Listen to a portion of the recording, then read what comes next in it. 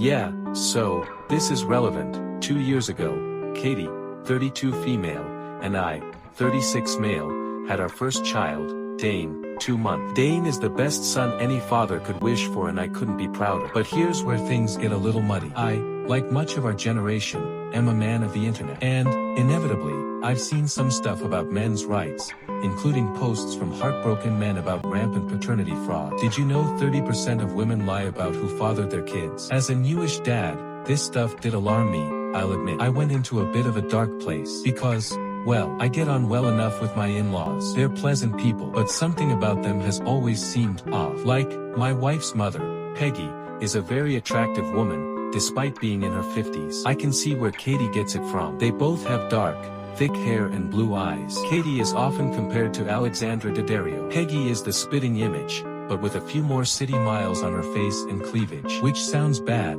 but you only notice them when you're really looking. Meanwhile, my FIL, Ian, looks like a Quentin Blake illustration of trench foot. But he's generally a good guy, and I respect him. Before people start saying, it's not always about looks, I thought of that. So I asked Katie about her dad's salary. Katie seemed surprised and said her dad had wanted to be a SAHD because Peggy was making so much money in corporate law. I kept my thoughts to myself. But on our most recent visit, I casually suggested that it'd be fun to whack out the family photo album. My God, it was carnage. Even with post-baby podge, Peggy's glamour gleamed through the sepia tint. Meanwhile, my boy Ian was more akin to an alopecia mastiff in gardening jorts. I asked Peggy if her job in corporate law ever required business trips. She said, sometimes. Then Ian invited me to see the old coin collection, and I spent 15 minutes in his and Peggy's bedroom hunched over his plastic folders and listening to him make jokes like, I think you kids will find this proper mint. I quickly realized that, as much as I respect my FIL, the penniless cuck has never fucked in his life. This,